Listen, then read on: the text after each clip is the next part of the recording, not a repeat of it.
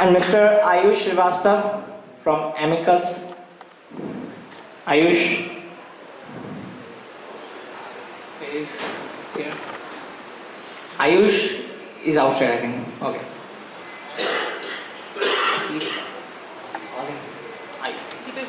Dipesh has gone.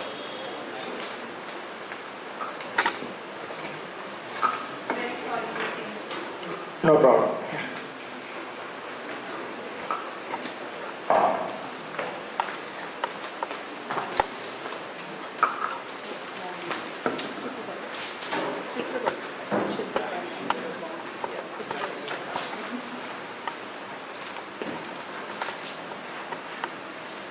So, hi guys, welcome to this panel discussion. So, I will ask first question to Ad Bishop, Ankit O'Brien, that how should we avoid bad user experience by having proper A/B monetization and testing?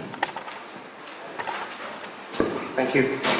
Well, the first thing which you can do to improve your user experience is to start measuring it. I'm assuming most of you are already measuring it using some sort of analytics software like Google Analytics, right? How many of you here know about Google Analytics or use it? Great. Yeah. So you're already measuring your user experience, which is basically derived from metrics like time on site, page views per visitor, bounce rate, and a lot of these metrics, right? Now, the next step would be to make certain changes on your website, which we typically call as A/B testing. You make certain changes, and create certain buckets through which you share these variations meaning the changes which you make. And when you start measuring how these variations span or show results across different buckets of users which you have segregated, you'll be able to see that certain changes can improve your user experience while certain may or may not. So the best way to go out and improve your user experience would be to actually A/B test certain variations on your changes, like making your menu more accessible, making your websites load faster, because that is of course a lot of audience today is on mobile, right? So you need to understand mobile is all about speed, keeping the whole asset delivery very light.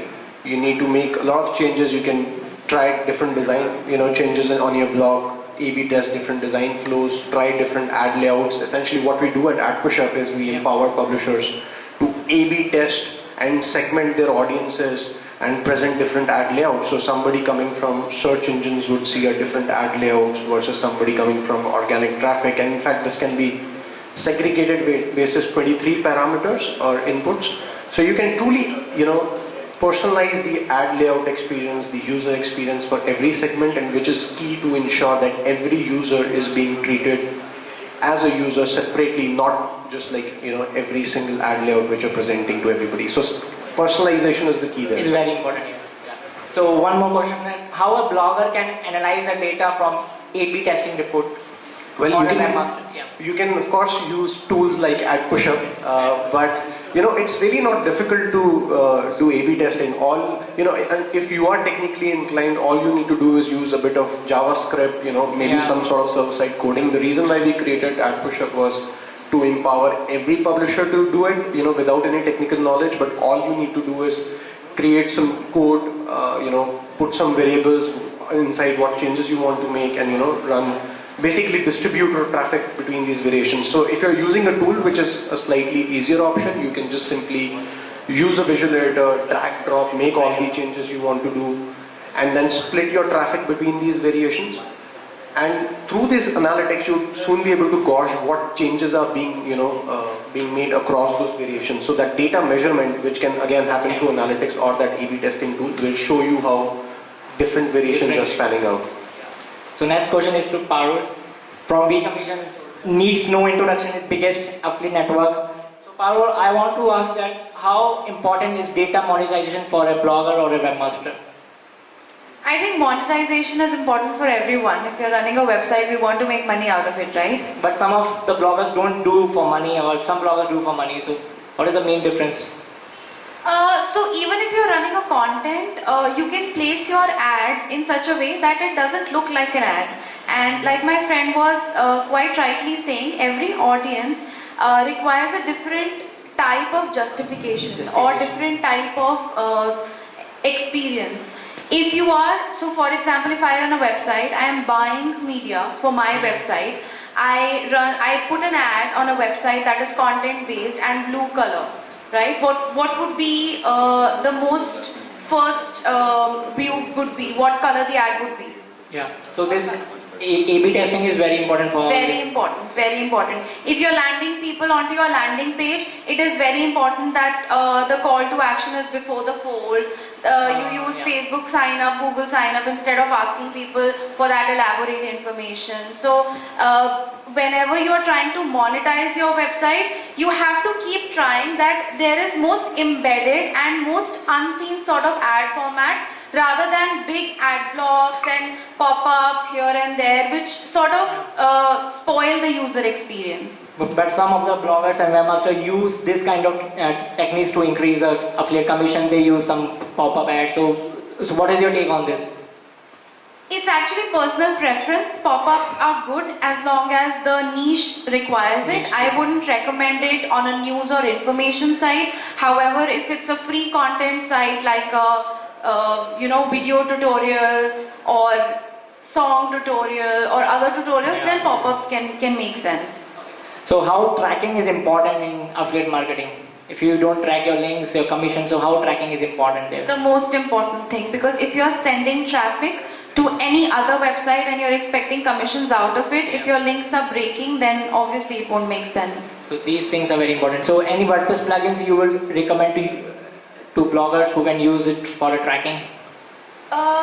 So there are softwares that make hyperlink automatically. So to use in content ads, that is very, very important. Even if you're doing affiliate marketing, nowadays networks are offering such technologies. Yeah. So if you're putting your ads within the content, use that.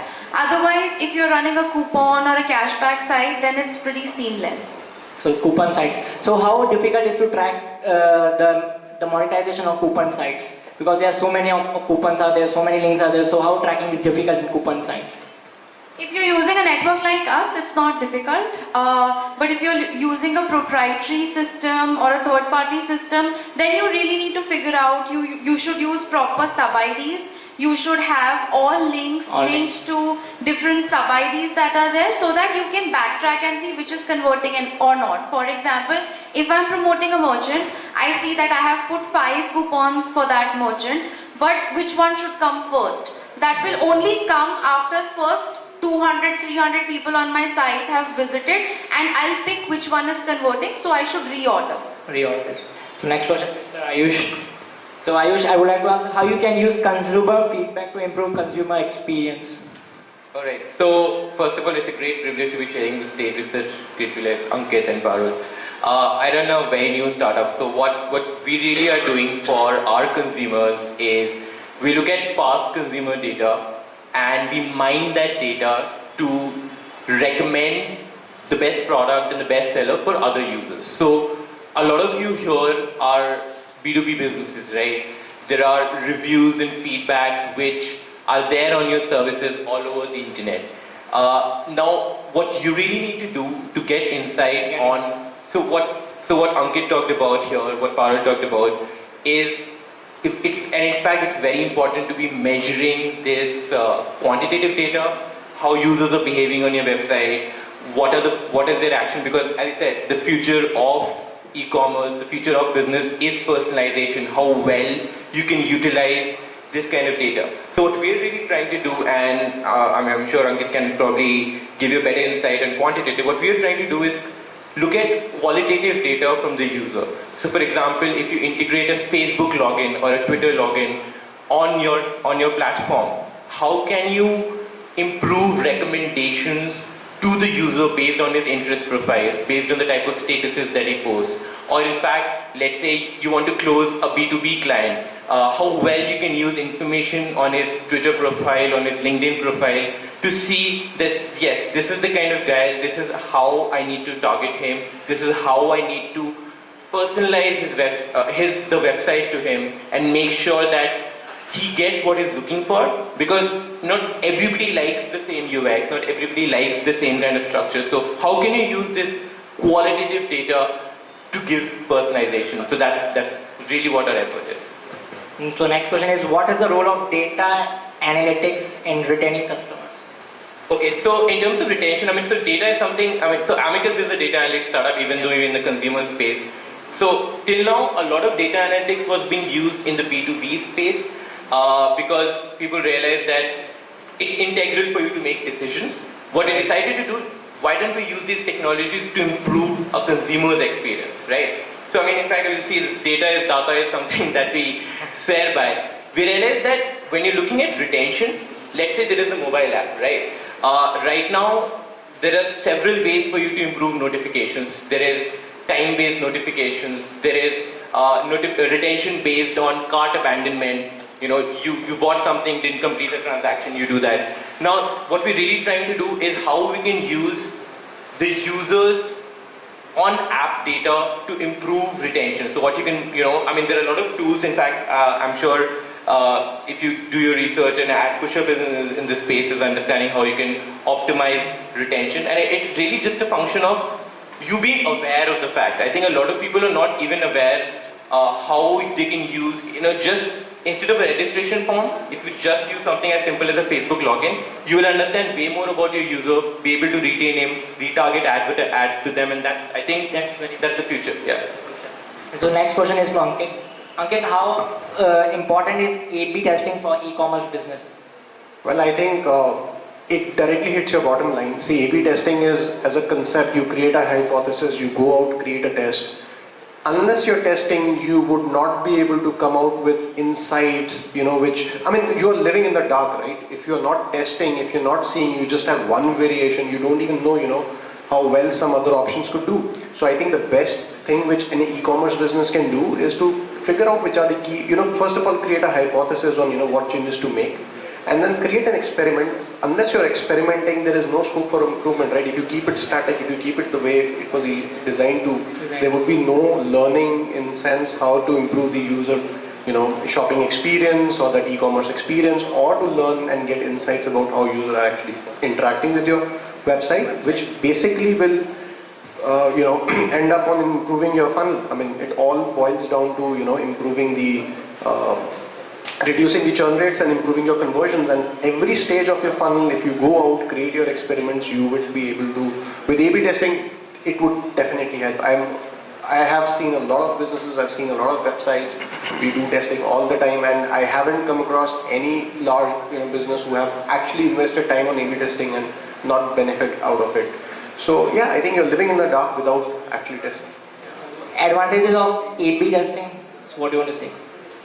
Okay, first of all, whatever business you're doing, you can improve your goals, right? Goal conversions. So the biggest advantage which you get by, A/B testing, whatever, if that's your monetization, that is on your website, on which you're making money from AdSense, whether that is your e-commerce website on which you're trying to sell something.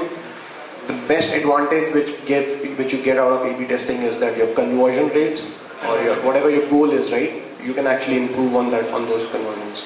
So that's the biggest advantage. Second, you can improve and get insights about your users. With A/B testing, you can sometimes gather a lot of insights which you currently were not focusing on or were not aware of about your target audience. You get insights about how they're interacting with the product. So analytics and A/B testing go hand in hand. And I think the best advantage, of course, is you make more of whatever you want, whatever your goal is. Yeah. So how ad push-up is different from its competitor? Well, if you see, there are a lot of A/B testing tools out there, but none of them have been built for web publishers. So if you have a website which you monetize using any ad networks, directly sold inventory or any ad networks, essentially there is no tool which would plug in seamlessly, and you would not be able to A/B test using these existing tools. Similarly, on the other hand, your existing ad networks, your existing ad servers have no option or no control over your page on which the ads are being shown, which is your website is increasingly becoming prone to banner blindness. So a tool like Ad Pushup is one of the few which helps publishers A/B test their ad layout, deciding where to place the ad, what type of ad, what size of ad. And until about 3 months ago, we were the only sizable company doing it. Recently, one more company has joined in, but we were the only sizable company doing it. And things look promising. Okay. So Parul, next question for you. how to choose the best ad network for your business. How to choose it? As I am a blogger, so how should I choose the best ad network? Trial and error. Trial and error. Try everything. So as a business owner, what I would like to recommend to every other business owner, be it an affiliate, publisher, startup, is before you choose anything, obviously there are recommendations, there are things that you can choose, there are mentors, there are board of advisors, but every business has a different experience and every business has a user segment of its own. It doesn't matter. V-commission might work for me, it might not work for you. You know, Amazon might work for me, it might not work for you. So what I would recommend is try everything, split test. Like Ankit was just saying, split test everything. The most important thing for affiliates and publishers is EPCs. And you should understand the value of each click. So even if you're doing a paid blog, you should ensure that each click is giving you value.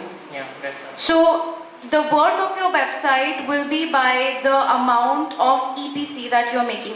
For everyone who doesn't know, EPC is earning per each click. So for example, if a particular link is generating 100 clicks and giving you a revenue of 10 rupees, vis-a-vis another link that is generating 100 clicks and giving you a revenue of 20 rupees, you need to choose which one you need to push more.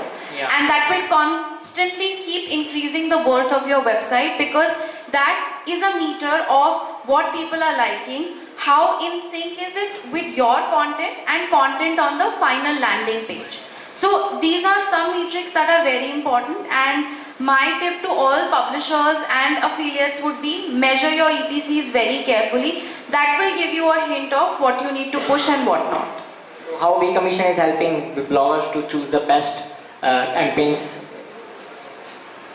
So for bloggers, we have a tool called Express Deeplink. We don't encourage them to put a lot of blog ads, because we understand we are an affiliate network and a blogger is paid on each conversion. So I recommend all the bloggers to sell ad spaces on their website and don't use V-commission for that. But for the content that you're writing, you can use Express Deeplink. What that tool does is, for example, if I am writing about my experience on either a website or a finance service or an e-commerce service, my tool would automatically deep link the relevant keywords and land people. So for example, if I'm a fashion blogger, I'm writing about a particular dress or makeup of Alia Bhatt or whoever, this tool would automatically deep link keywords and take people to relevant website, whether it could be a fashion e-commerce or a makeup or a, stuff like that. So content, I think, is very important. Money is important, but user experience should also not hamper. So for all the publishers out there, that is my recommendation. If you are gathering email database and if you have an email readership, then there's a lot that you can play around with. Okay. So why to choose best niche for data monetization? I think any niche is good. Right now, e-commerce, everyone is talking about. But it is overcrowded right now. E-commerce is totally overcrowded. There is competition, but there are long tail keywords that you can play with. There is a lot of content that you can play with. Like I was just discussing at India Affiliate Summit yesterday also, that if you're doing a particular ad unit, make sure it is in sync with the content. So if you're doing that and if you're catering to your audience well, you will earn in accordance to the number of viewers that are there on the website. Again, EPCs come into picture. If I have more users, more people coming onto the website, my EPC might be the same, but I will make more money. Right? So next question is for Mr. Ayush. How data mining is important in Amicus right now? So, data mining is extremely at the core of what we do. Right. Amicus is helping consumers make better decisions, right?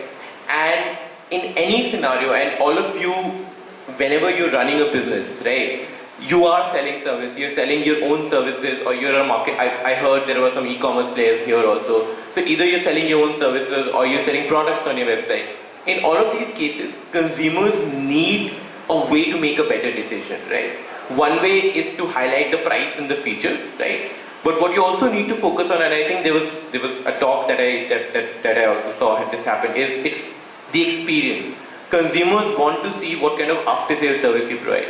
The traditional way to do it is to give reviews and a lot of star rating. What we realized is you also need to focus on simplifying these reviews, on giving users qualitative data about the services and the products on your platform. So how reviews are important for any businesses? So reviews are extremely important. Like for example, I will give an example of myself. I mean, I'm sure there are a lot of software development agencies here. So I as a startup was looking to outsource a small module of our app development. We understand that the market is really fragmented. Yes. There is no single source for us to get reliable information on whether this is a good freelancer. I mean, in fact, this is a long discussion I had with Dipesh. I don't know if he's here. Yeah, so to integrate reviews on platforms to help people make better decisions and to do it in a way where it's very easy to compare this product, this service vis-a-vis this freelancer and how they compare with each other, because that's really how you're going to help a consumer make a better decision. Okay, great. The next question is how A/B testing is important for a free freelancer just like me. For a freelancer, do you have a website you monetize with AdSense? Yeah, AdSense. Perfect, then AdPushUp is for you. You can simply sign up on AdPushUp. The solution which we offer is for anybody running a website. Our audience is essentially publishers. We are now working with some of the largest publishers worldwide, including Anti-Asset. In India, there would be Dainik Bhaskar, which encompass more than 1 billion impressions a month. And what we do for them is what we can do for any individual freelancer running a website as well, which is to help them improve the user experience of their website and at the same time improve the revenue which they're getting, RPM, ECPM or RPM, improve their RPM without compromising on the user experience. So last question is to Parvat. How data monetization can change the face of digital marketing? Well, the more amount of money you make, the more amount of things you will advertise, right? So data monetization is very important for publishers as well as advertisers. The amount of data that you have, it doesn't matter whether you're reaching out to them directly or using them as a combination and pitching the right sort of product. So there's an e-commerce company that does a lot of targeted data emailers. So if I bought a particular product, I constantly keep receiving emails about what should be my next purchase. So these are also examples of data monetization and how to use your data better. Thank you. Thank you guys for sharing your insights on data monetization, and thank you Parul, Ankit and Ayush. Thank you.